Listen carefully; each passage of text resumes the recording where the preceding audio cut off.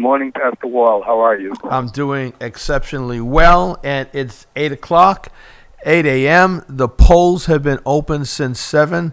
I did something this morning that I really have not done before. I decided to vote before I came into the studio, so I arrived 15 minutes early at my voting place in Hyde Park, right in Cleary Square. Sat in the car, listened to the radio station, and then went in at 7 a.m. and voted. Got it all done. And people are actually voting now at 7 a.m. And I saw more of the seniors voting this early in the morning, than I did the young folks. So when are you going to vote, Bill? Have you voted yet? Do you know who you're voting for? Where are you on this whole preliminary race? Well, Pastor, I also voted at 7 a.m. Okay. And in the various races today, I voted for Ricardo Arroyo for District Attorney, for Nika Delgado for State Senate, for Maura Healey for Governor, and Andrea Campbell for Attorney General, Chris Dempsey for Auditor, and of course Deborah Goldberg is running for Treasurer unopposed, and I voted for Tanisha Campbell for Secretary of State. I see all of that right in front of me. And could you answer a question for me, since you're one of the individuals who people go to all the time to ask you questions about voting, elections? Sonia Chang Diaz's name is going to be, or is on the ballot, along with Maura Healey. And I know the reason why it's there is because she stepped out of the race, but it was the timing on when she stepped out of the race. They couldn't have scrubbed her name. Is there a certain number of days that a person needs to step out of a race so that their name doesn't appear? Yeah, there must be a time frame that the Secretary of State uses, because of course they have to print all the ballots by a certain date. Oh. So there has to be a certain date by which the person has to leave. You know, there have been cases in the country where a candidate may have passed away during an election, okay, and their name remains on the ballot. And at least one of those cases, that person who was deceased actually won the race. Oh my gosh! Oh, that story I haven't heard before. So what did they do? Well, I think typically when you run, there's a designation of a person to stand in for you should something happen if you can't complete the race. But because you know, it's a very unusual situation. Often, too, it may be the spouse of the individual who's running who becomes the elected official. Yeah. Well, do you think that having Sonia Chang Diaz's name listed as a candidate for governor would hurt Maura Healey's chances at all? No, I think it doesn't make any difference. I think it's been clear to most people for the longest time that Maura Healey will be elected as the next governor of Massachusetts, and the battle between the two Republican candidates, Hill and Valley, one of them will win, probably deal backed by Donald Trump, but ultimately, given the number of Democrats in the state and also the largest group, of course, are independents or unenrolled, the next governor will be Maura Healey, barring something bizarre taking place.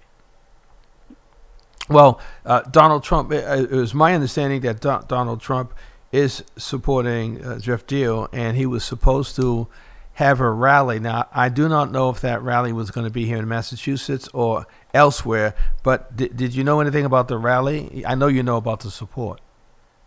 Right. Apparently, that at one point, I think they thought that Trump would come in person, but he now apparently will be doing a video endorsement of Jeff Deal. It may be that the former president is quite busy elsewhere handling legal issues. Right. Well, this race is going to be very interesting because, as you've stated and as I am saying, is that Maura Healey is going to take this race. And the only reason why that Marty Walsh, the former mayor, decided not to run for governor is because Maura Healey threw her hat into the ring. And it was my understanding that he said if she runs, then he's not coming back to Boston to run for governor. Is that true? Well, that seems to be the case, and I imagine that suggests that Mayor Walsh may have not felt that he could defeat Healy in a head-to-head race in the primary for governor. And as you probably know, Reverend Wall, there's been a reluctance statewide to elect Democrats as governor, and certainly a reluctance to elect Boston politicians as governor over time.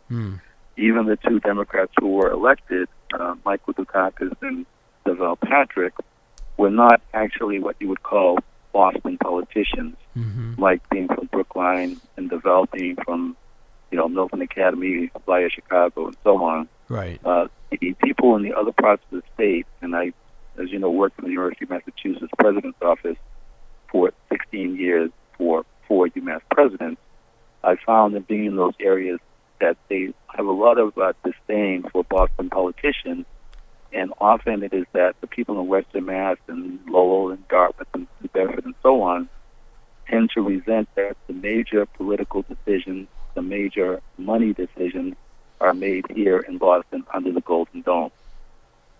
Now, Deval Patrick did live in the western part of the state, so do you think that also contributed to why he got some of those folk to vote for him? Well, I think that he's an unusual person in that he had never run before in his first race was for governor, just as Elizabeth Warren was a person who had never run before and she was elected U.S. Senator. That doesn't happen very often unless perhaps you live in a state like Massachusetts and your last name is Kennedy. Most politicians have to climb the ladder, whether it's going from school committee to city council to a state rep, state senator, and so on. So it's highly unusual for people to jump right in their first time out and get elected to these major positions. You may know that not long ago, the singer and actor Harry Belafonte wanted to run for U.S. Senator in New York. And the established politicians in New York, Congressman Charles Rangel and, of course, Carl McCall, who you know, the state senator at the time, Mayor David Dinkins, Basil Patterson, Secretary of State, and Percy Sutton, Manhattan Borough President, were actually kind of offended that Harry Belafonte thought he could just decide to run for an office like that without, in a sense, paying his political dues. Right. They have to understand that there is such a thing as political science. It's not just because you have celebrity or fame, you can jump right in. It's also not the case that these positions just go to the person with the most money. If that were the case, all of those positions would be held by millionaires or those with, multi-millions. Correct. So why is this Secretary of State so important here in Massachusetts and really across the country? Why are people looking at this race? Talk to me about the different aspects of the Secretary of State's race and why it's important.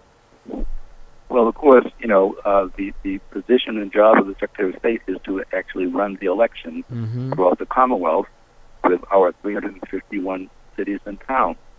At this time, Secretary Bill Galvin is what they call the Dean of Secretaries, and that he's the longest-serving one in the entire country. What, 3 decades? Over 3 decades he's been there? Yes, I think that's the right figure. Okay. And he, in fact, did not receive the nomination at the convention this year. That was won by Tanisha Sullivan. Right. But you need to consider that there have been, a generation now of people who have seen Bill Galvin as the Secretary of State, and in that position, he's been able to be helpful to people throughout the Commonwealth, and it's a reciprocal business. That's a tremendous advantage that he has. Now, in a debate with Tanisha Sullivan on GBH Channel 2, he said that he thought he was going to hope to be elected again because he knew that the 2024 election would be very, very important in this country, especially the presidential election. Yep. And there may be some issues having to do with whether or not a Donald Trump could be on the ballot in Massachusetts if he doesn't happen to be in prison orange by that time. Mm-hmm. Well, people are looking at this race, and I'm looking at the signage all over the city. Obviously, this is a statewide race. I wish I had the time to drive up to the Berkshires, go out west to take a look at what it looked like out there. Tanisha, who's running for this position, had to go to the western part of the state. She had to go everywhere, and it's a lot to cover. You almost like need an army of people to cover all those various polling places and to get your signage out there for people to know you. So here in Boston, a lot of us know Tanisha Sullivan, and we're rooting her on. But a lot of us in Boston who do not get to the western part of the state have no idea what it looks like out there for her. Do you have any sense as to how she's going to do against the incumbent William Galvin? Well, it's funny that you mentioned about the western part of the state. There are a lot of Bostonians, for example, who've never been to Worcester, the second largest city, or certainly to Springfield. Mm-hmm. Okay, and that may be in their lifetime. So, for a first-time candidate running statewide, it's very difficult. One of the other tricky things about Galvin's position as secretary is that he gets to do commercials for the voting process Yes. at each election. Yes. And those are paid for by the state, not by his campaign committee. Mm. So in a sense, he gets free advertising because he is in that position. And of course, he's been in that position for many, many years. So he's the only person that people have known in these different places. Now, I don't know if you've ever been to North Adams, Reverend Wall, maybe you have, but that's the New York border. That's Yes. a long distance away. Yes. And when a person is running for the first time for a statewide position, that's a lot of ground to cover. As the president of Boston NACP, Tanisha Sullivan has a network of NACP officials throughout the state in Springfield and Worcester and so on. But as you may know, the NACP does not endorse candidates for public office. So it's a tough call, especially when it's your first time running. The same challenge that Andrea Campbell is facing as a first-time statewide candidate. Well, do you know Shannon Reardon? Is it Reardon? Do you know her at all? I do not. I do not know her, and I've not heard of her until this election. Okay. That's why I think the Boston Globe a few days ago did an article talking about the support that she has from Senator Elizabeth Warren, Mayor Michelle Wu, and former interim Boston Mayor Kim Janey. Yeah.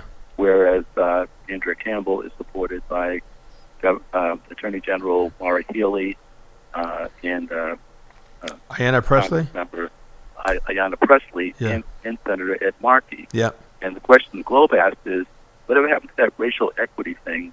Why are two of Andrea Campbell's former colleagues on the city council, Wu and Janey, supporting Liz Reardon? I don't get that. I mean, perhaps there's something about her that they find inspiring, but I would have thought they would be supporting Andrea Campbell. Right. I would have thought that automatically, but Andrea Campbell and Kim Janey ran against each other. Kim Janey didn't step out to help Andrea Campbell become mayor, and neither did Andrea Campbell step out to help Kim Janey. So, there are so many issues that we don't know unless we're in the inner circle. But when I saw that, and Shannon Reardon, doesn't she have a lot of money? Isn't she rich? Well, I've heard that she's spending as much as $12 million of her own funds in order to promote her candidacy.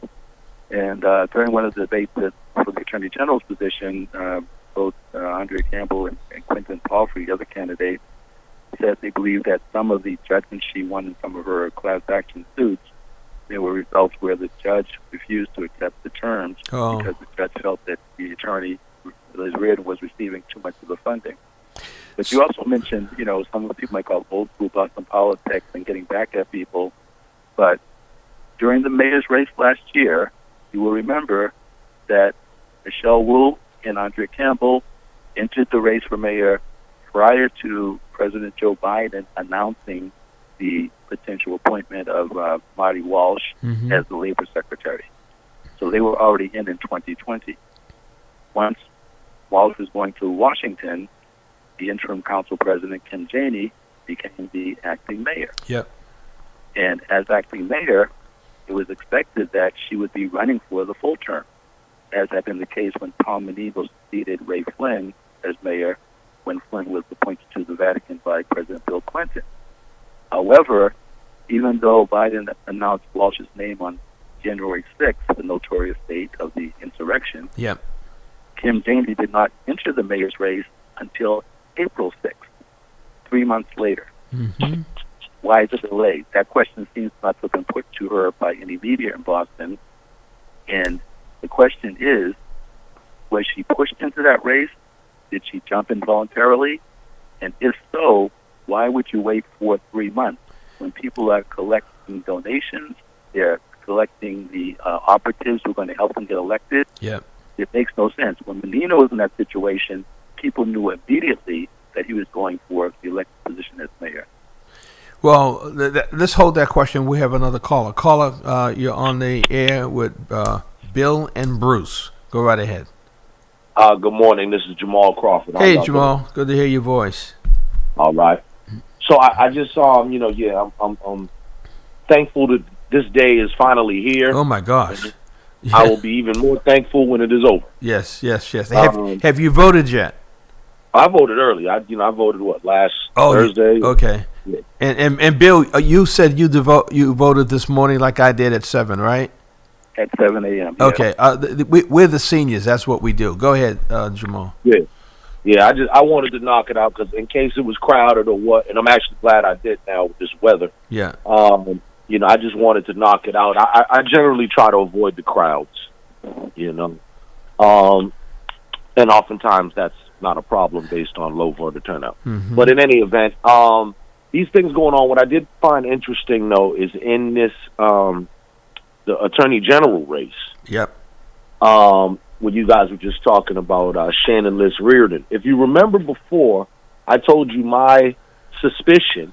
Remember with her signs? Yes. She's one of the few people that have signs that don't have her face on them. Right. Yes. And, and my belief was that she didn't want, in communities of color, for folks to really associate her as being, the white woman candidate in the race. Yep. So I think she just opted to leave it out, and I think, what is it on there? The Blind Lady of Justice is, I think, what she has on there. Mm-hmm. But also interesting, she has a tremendous amount of money. And it's not from special interests. She self-funded her campaign. For $12 million. And she just spent, I think they said 5.5 or 6 point something in the last 5 days. So that's a lot of money.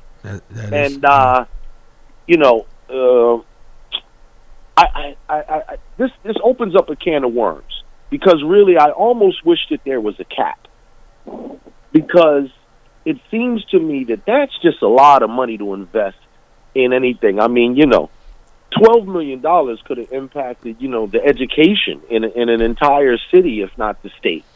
It just seems like these endeavors, when you're pouring that much money into something like that, it seems to me, my opinion, that it's really a quest for power and it's really driven by ego. Well, that to me is, I don't know other election history, fundraising, but that has to be historic. I've never seen somebody self-fund a campaign like that.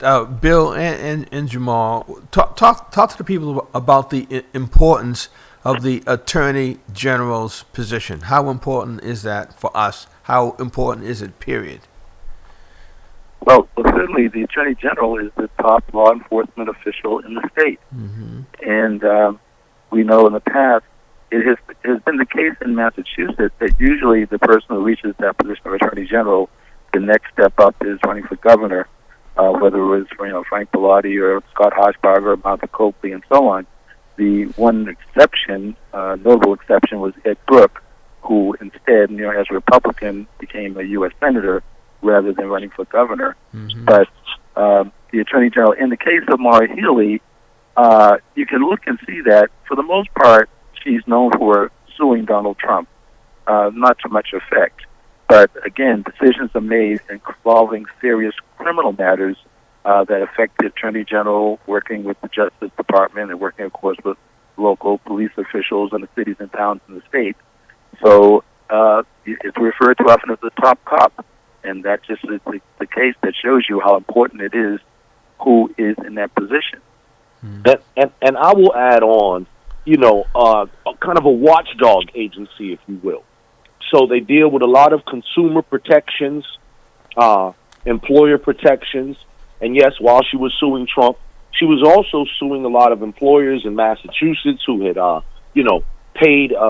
underpaid their workers, or owed them overtime, or so on and so forth. Particular industries that have had to be regulated and sometimes prosecuted. Scam artists who are the pavement guys, or the utility people, or stuff like that. So the AG's office also has a fair share of enforcement of employment, workforce-related things, consumer protection, environmental protection, that. And then, of course, the next bump up is U.S. Attorney, which is, what Rachel Rollins then became. Yeah. Because a lot of people get those two confused. U.S. Attorney is at the federal level. AG is state. So why is Maura Healey? The papers are making a big deal out of Maura Healey endorsing Andrea Campbell. They're talking about her putting her political seal of approval behind her. But if she loses, it could impact her ability to endorse other people. Why is that such a big deal that Maura Healey supports Andrea Campbell? Well, it's sort of a test of what they refer to as coattails. How strong are Maura Healey's coattails in getting other people down the ballot elected as well? So you kind of have sort of a battle of the titans of politics in Massachusetts, with Healey and Markey and Presley against you might say against Wu and Elizabeth Warren. So there has to be some tension there. One thing I wanted to mention about the Attorney General as well, we have an ongoing state police scandal that, of course, the Attorney General's office would be investigating, where you've had the problem of some police officers and state police who've been accused of putting in for false overtime. And I think in some cases they've had people who are officers who put in for the same hours for the overtime as they did for the regular shift. Not surprisingly, after these certain investigations started, many of the documents related to timesheets seem to have disappeared in the state police offices. So that's another major task that the incoming Attorney General will have to be dealing with. Go ahead, Jamal. Yeah, and to add, too, to me, what's interesting about the Healey endorsement is not so much Healey herself, but the other part that hasn't been reported as much, which I think is very significant, is Andrea Campbell has the endorsements of all 5 out of the 6 living former Attorney Generals. Okay? There are 6 living Attorney Generals, and 5 of those 6 have endorsed Andrea Campbell. So I think that is more significant than Maura Healey alone. In terms of if this does not work out, impacting her future ability for endorsement, I think people really have short-term memories on that. I don't think that that's going to really stick with you as much as it would as like if a person that you endorse gets in there and screws up. That might stick with you a little bit more. But yeah, if your person loses, I don't think that sticks as much. But in this case, I think that Andrea to me is just the better match for this. I think she has the better temperament, and the background in public policy and not just law. I just think she's the better candidate in my opinion. And once again, what's significant to me is 5 out of 6 of the living past attorney generals. Come on, that's kind of a sweep. I'm looking at it now. Frank Bellotti, Jim Shannon, Martha Coakley, Scott Hochberger, Joe Kennedy, Danielle Allen. I'm looking at all the former electeds that's supporting her now. I'm looking at the list of local people that have supported her, and I'm looking at all of these state reps, all of these senators. She's pulled in the Massachusetts elected officials. It would take me about 15 minutes to read all these names, and that is significant that she's been able to do that. She's a black woman. Go ahead, Bill. I'm sorry. Also, Reverend Wall, you may remember that Andrea Campbell also won the very competitive contest to get the Globe endorsement for mayor of Boston. Yes. And, of course, she's won the endorsement from the Globe for Attorney General. And as you, I'm sure, know, she is a graduate of Boston Latin School, Princeton University, Michelle Obama's alma mater, and also the UCLA Law School. So Andrea Campbell is an individual who is not what you might call some kind of local yokel. She has been places and been in the tri-state area. She's been on the West Coast. And so she's seeing the world in a different way than sometimes these candidates who are Massachusetts or Boston candidates have seen the world. Well, okay, so now let me push back on that because you said local yokel. Now, local yokel, to me, that would denote, kind of you just a joke. So while she's certainly not a joke, she certainly is local, and that's what I like about her too. She's a hometown girl from right here in Boston. Yeah, was not born with the silver spoon in her mouth. Hard work, not black girl magic. Hard work and determination is what then took her from the hood out into all those places that you just mentioned, and then she came back here to serve because God knows she could have went up into the corporate world and been out of here. Went back to Cali or what have you. And then the work she's done while she's here, even prior to being city councilor. I mean, she's been scandal-free, hard-working woman, family woman, a woman of conviction and integrity. I just don't see anything wrong with her. The story outside of the tragedy that she's experienced that has been reported on, I think the other part is just that hometown girl who done made it good. Yeah. I think that's a great story. Yeah. Look at this 5th Suffolk District race, and we have Althea Garrison, Danielson Tavares, who's been here, and Christopher Worrell, who has also been here at Boston Praise, Boston Black News. How do you think this race is going to shake out, both of you? Well, Althea Garrison, as a perennial candidate, has often been a spoiler. Much like candidate Roy Owens, both of them, and Althea, for her case, she's ended up being temporarily a city councilor and a state rep, and just through running. I know that Tavares, is got strong support from the Cape Verdean community, and Worrell is the brother of the recently elected city councilor from Mattapan. I'm not sure how the numbers are going to break, but I think between those last two, it'll be a competitive race today. Yeah, and I know them both personally. I like them both personally, and I mean, I sincerely like that. I consider them both friends of mine. So to me, this is one of those ones where it's just like, may the best man win. Good luck to both. I'm glad they ran a hard campaign. Nothing nasty, you know what I mean? They've kept it clean. Both are very well respected in their various circles and communities. Y'all might know Chris, too, is a church guy. He does a church radio broadcast, gospel radio broadcast on another station. But, yeah, so, the only thing here that I will highlight, just as a point, is if Worrell does win, then this will be the first time we'll have, again, a possible black political dynasty, like the Bowlings. Exactly, like the Bowling. Yeah. And I actually made the joke to Chris that I said, if you do win, I'm going to need him and Brian to go get the Bowling afros.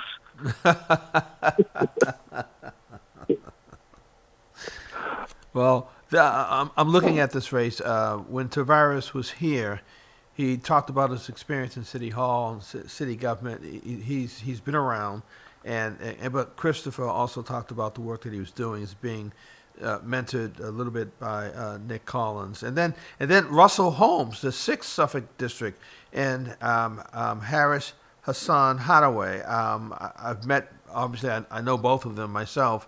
Well, how do you think this is going to break out? Incumbency versus challenger? Well, Reverend Wall, there was an article that mentioned that only about 10% of the sitting state legislators have challengers this year. So that indicates how powerful incumbency is. And I know that it's been many years since Russell Holmes has had to have a challenge or been in a challenging situation. Harris Hardaway, of course, is a first-time candidate. So it's very telling that in many cases, most legislators don't even have challengers. And so it's a tough thing to overcome, that incumbency in Massachusetts at the state level. Yeah, so I do want to see Russell Holmes with a challenger. I just think the challengers are healthy, and I don't think any incumbent should just get so comfortable and complacent, right? And just kind of like think it's a shoo-in. So I think challengers are healthy. But this guy is not the guy, and for a couple of reasons. And once again, this is my opinion. And I know him. I know of him. I know he's a business owner down in Nubian Square with the clothing boutique and all that. But I've been watching the debates. I've had, watched it in my own personal interactions, and everything kind of, there's a common thread there.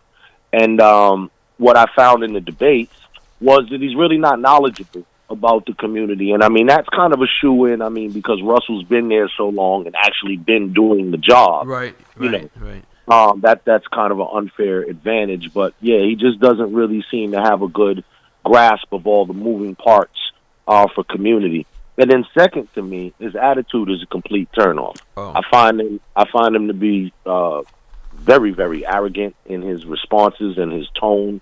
And I don't, once again, as a first-time candidate, there was an old book that came out, How to Win Friends and Influence People. Sure, yeah.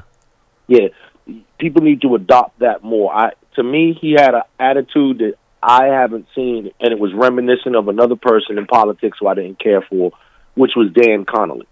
To me, it exuded like a superiority that was false, because you really don't know that. I mean, I don't want to get into too much into it. That's my own opinion. He turned me off with his style and tone, and the attitude. I didn't care for it all. Well, we have two more races that I want us to look at. I will say that this Suffolk County District Attorney's race, we'll go there in a minute.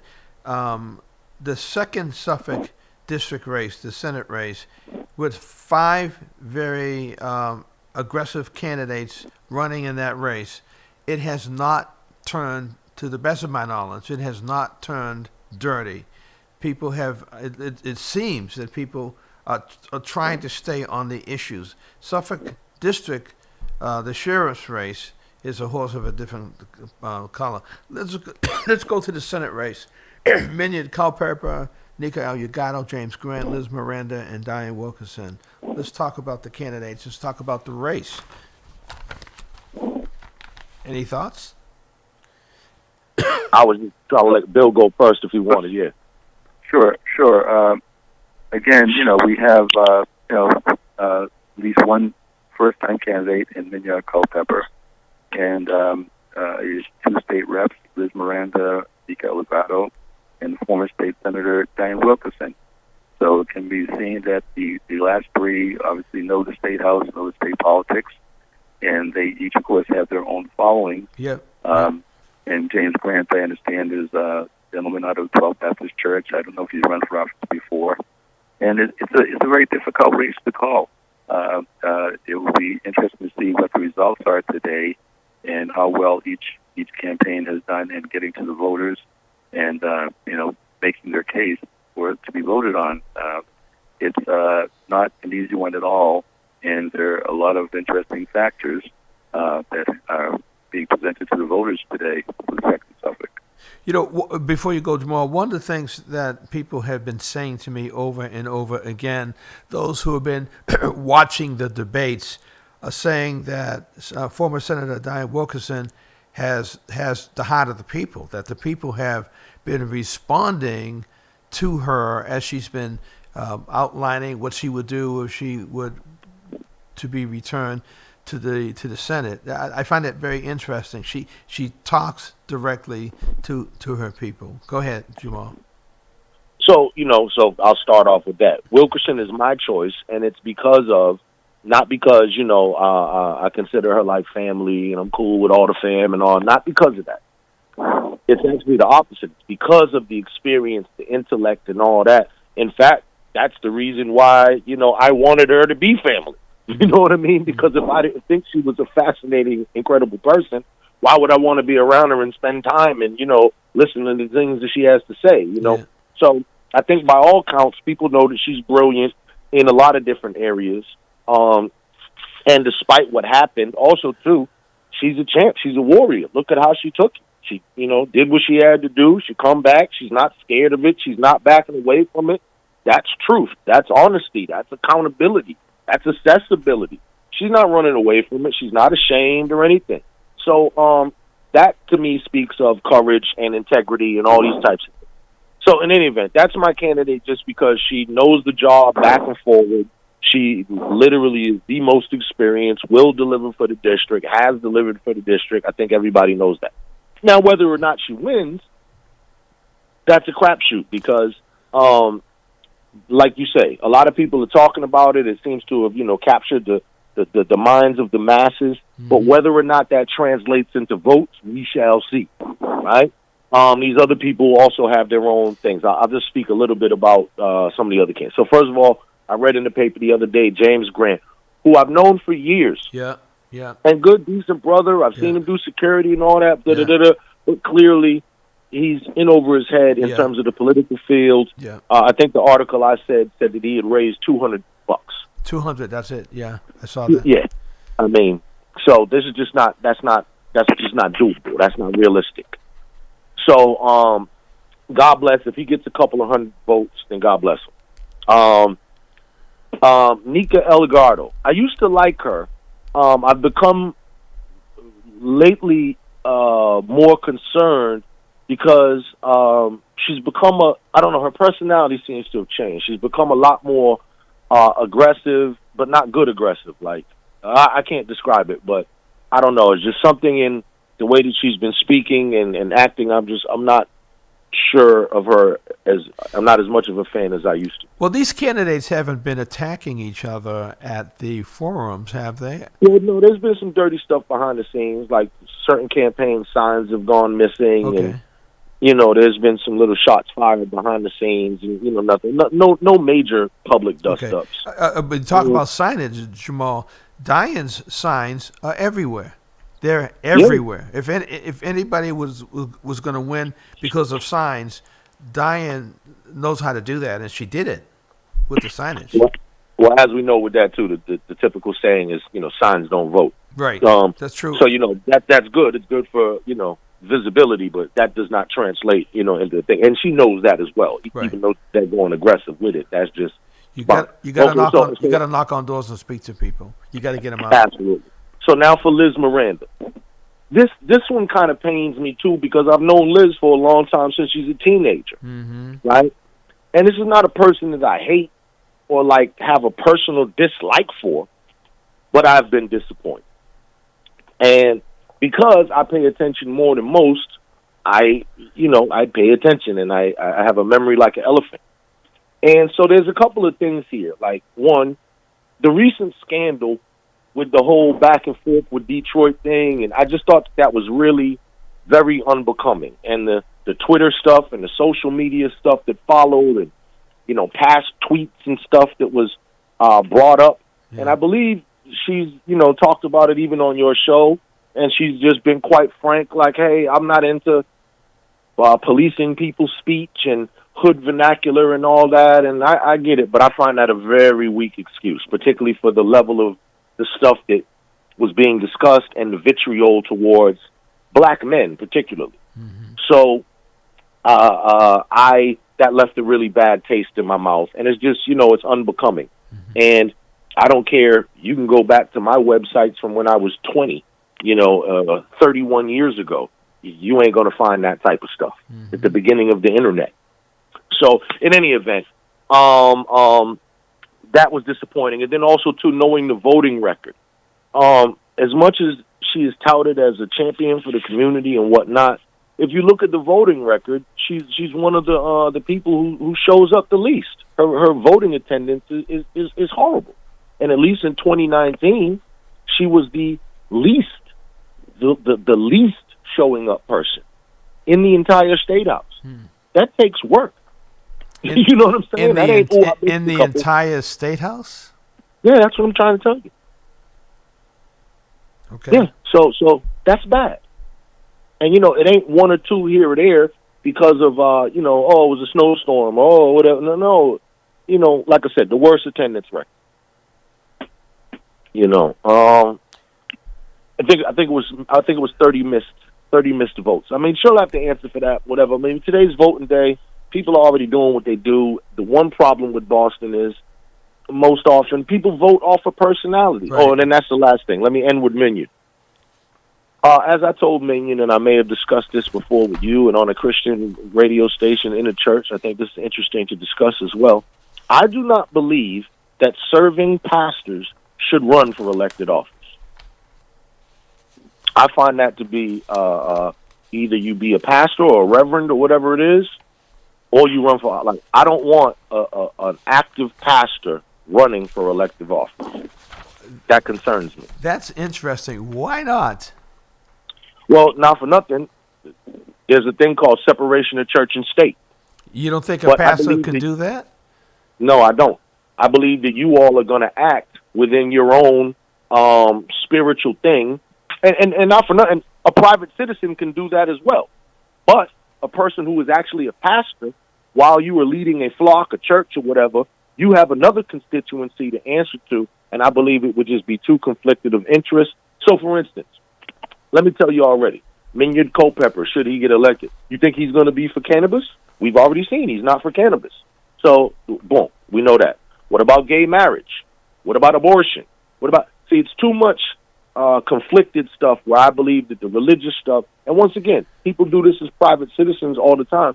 I don't agree with it either. But I don't believe that sitting pastors, if you want to take a leave of absence from your church or whatever, or give your church up, that's another thing. But I don't think sitting pastors should be running for office. Interesting perspective. And another intense race, of course, is the race for Suffolk County District Attorney between Ricardo Arroyo and interim District Attorney Kevin Hayden. In that race, I see it as on one side you have Ricardo Arroyo, who intends and has pledged to continue the policies of Rachel Rollins, in which there's an effort to do with lower level crimes, nonviolent crimes, alternatives to sentencing to jail, to prison. And Kevin Hayden, who of course was appointed by the outgoing Republican governor Charlie Baker, he is more in line with the previous Dan Connolly's and Newman Flanagan type of, and of course worked with Ralph Martin, a Republican DA appointed by Republican Governor Bill Weld. I would say that for black and brown people in Boston, whatever interactions you may have with the law enforcement in this city, in this state, during the next 4 years, you will be much better off to have Ricardo Arroyo as your district attorney than have to have Kevin Hayden in that position. Wow, interesting. Whoa, we have a live disagreement. Live disagreement on the line. Wait, Jamal, I thought you were supporting Kevin. Oh, you are supporting Kevin Hayden, correct? Yeah, that's the okay, point. that's Yeah. your disagreement. Okay, go ahead. So I mean, Arroyo, once again, minus the scandal, which may now cost him his law license, but minus the scandal, he's just not qualified. And I'd like to remind people, okay, well, first let me say this. The fact that he sees himself, or that people who have even talked to him or promoted him as a continuation of Rachel Rollins, is an insult to Rachel Rollins. Because he couldn't tie her shoelaces, okay? So, and here's why. As a black woman, black Irish woman, that was the whole thing. First of all, is she black? They brought in all that racial stuff with her. But then also, too, remember, people were asking, is she really qualified? They were questioning her experience in the legal field, if she was even qualified to be DA. Mm-hmm. This dude has the least amount of qualifications I think I've ever seen. 3 years as a defense lawyer is nothing. Nothing. And then the other 3 years as city council. Even as a defense lawyer, he never even did like a big case. He certainly never ran an office except for city council. What do you get, 2 or 3 staffers? He's never run no office with no millions of dollars of budget and hundreds of people working for him. And this whole concept that he would continue to work a Rachel Rollins, I just disagree with, because we haven't seen him advancing any policies even at the levels that he's been able to do. Like when he was a lawyer, what was he, a hotshot lawyer or on like the cover of Lawyers Weekly or something? No. Regular at best, average or below average defense attorney. And now, because of the woke era, we want to, because we feel like people are going to be champions for us, we want to, ascend them to levels that they just, quite frankly, don't deserve. He might be a nice kid or whatever. I don't believe that based on the information. The information released to me does not exonerate him. And can you imagine the mess we are in if he does win and then gets disbarred next month? So let me hold you there, and let me ask Bill a question, and we'll come back to you, Jamal. So let's go back to what Jamal just said, Bill. If Ricardo were to win this race, how does he serve as a district attorney with this sexual scandal hanging over his head? Do you think that it would go away, that people would stop talking about it or thinking about it if he won, or do you think it's always going to be with him? Well, of course, the information will always be there. And as you know, last week, the Superior Court judge did order the city to reveal the, at that point, sealed documents concerning his previous cases, and these obviously some parts of those were leaked previously. To me, basically, Kevin Hayden represents white law enforcement in Boston and the Beacon Hill Back Bay wealthy folks who, of course, want to know that the person in the DA's office is their person. Yeah. You may remember that Governor Baker had a dispute with Rachel Rollins when she was the Suffolk County DA, in which one of Baker's people, was critical of Rollins' philosophy and policies, which of course are happening in other parts of the country, including Philadelphia, with their DA. But when Rachel Rollins came back at them with whatever happened to that case of Governor Baker's son being accused of fondling a female passenger on a plane coming into Logan Airport, they tended to shut up at that point. Mm-hmm. So this is a battle about what the DA's office is going to be like and what it would mean for me to black and brown people who unfortunately get penalized by the kinds of charges and fees and court time that often cost people their jobs or certainly cost them money. And as was found in Ferguson after the Michael Brown killing, many municipalities, the Justice Department found, used these charges and these petty, things that put people in court in order to be fundraising mechanisms for those cities and towns. And the people who suffer from that are the least able to take time off from work and cannot afford to be in court and have records and so on. And that's, I think, what Rachel Rollins, as district attorney, was attempting to do, to change that in the city of Boston, in the Suffolk County. Jamal, do you think that Kevin Hayden's personality could ever go in the same direction as a Dan Conley, for him wanting to please some of his white constituency or conservative constituency? No, and in fact, it's crazy to me, and I think it's actually unfair. And I was hoping, particularly Bill, Mr. Wright, you might appreciate this, because I'm sure you've experienced some of it in your life, or people like Kevin Peterson or whatnot, or myself. I actually rebelled against it. But have you in your life, because you're smart, been almost persecuted because, you're not cool, or you're a nerd, or whatever, right? Has that happened to you in your life? You're asking me, or you're asking Bruce Wall? He's not asking me. He's asking you. Well, I've been in that position of being that kid with all A's on your report card, and it's a very lonely spot to be in. Fortunately, I came from a family where we were taught that education was extremely important. And I can tell you, Jamal, having gone through Boston Latin School from 7th to 12th grade with no black adults in any position in the building in those 6 years, I know what it's like to be targeted because you're highly intelligent, if that answers your question. Yes, sir. And I'll throw in another thing we share, I believe, which is the light skin thing. Okay? You did, I believe, have something that probably helped you overcome a little bit to become more socially accepted, which is your career with basketball as well, right? So that might have helped overcome some of the cool factor, right? My point being is that, okay, I'm sorry. I was just going to say that I was what you might call a scholar athlete, but more heavily on the scholar side than the athlete side, having been also a National Merit semifinalist and getting accepted by Columbia, Dartmouth, Bowdoin, and Tufts with full scholarships. I could play some ball, held my own, and got to know that experience as well as a balance between the academics, in the sport. And that's key, balance. So all I was saying is to say that in this election, I believe Kevin Hayden is experiencing a couple of things. He's experiencing a little bit of what Yancey used to experience. And because you're not, Disco Dave or something, I don't know what people expect him to come in with a pimp hat and like soul music behind him. We're not voting for like who's the coolest, baddest bad man in town, right? So when he comes in, I think he's getting penalized a little bit because he is cerebral, because he is intellectual, and because he's so kind of down the middle that I think people begin to suspect him of being some sort of sellout or being weak or being in these people's corner. Listen, at least in my experience and from the investigation that I've done myself, he's well respected in all regards. So should we have somebody that white people don't respect too?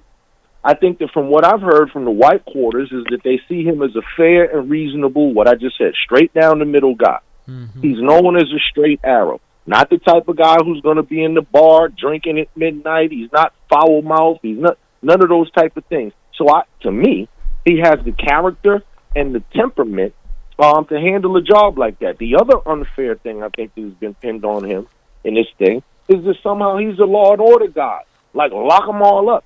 When you hear the various times that he spoke, he's been on Pastor Wall's station at least 2 very lengthy interviews that I saw with him. Quite a few times. He talked all that. Yeah. And to the tone of Rachel Rollins, I also believe we do a disservice because, newsflash, Rachel Rollins was not perfect. We speak of her almost in almost like a sainthood terms or something like, well, when Rachel was here, you know what I mean? And not just you, I'm talking about just, in general, right? And she made some pretty critical errors as well. Everything was not perfect and smooth. For one, like that incident with Baker that you mentioned, where she was bringing up, something that happened with his son to prove her political point. Okay. So I just think that there's a lot of things that we should take note of. But at the end of the day, if we're talking about who can do the job day one, who's better suited, better equipped, more experience, all that is just hands down. It's the guy with the more experience. Ricardo Arroyo was a defense lawyer for 3 years. I have socks older than 3 years. You understand what I mean? That's not a long time, brother. Well, guys, time is just about up. Tonight at 8:30, we're going to be doing election results here on Boston Purge Radio and Boston Black News. We're going to stay here until these candidates are declared the winners. So if you are available, if you want to call in and be a part of the final election tallies, we'll be here starting at 8:30. Bill, thanks for calling in. Jamal, thanks for being with us today. It's been interesting hearing both of your perspective. Jamal, I've heard you talk about some of this on the Mamleo broadcast, and some of the times you called in when we had candidates, but you've been more thorough on this broadcast. And Bill, I always appreciate your insight. And Reverend Wall, I will call in from the Ricardo Arroyo Victory Party.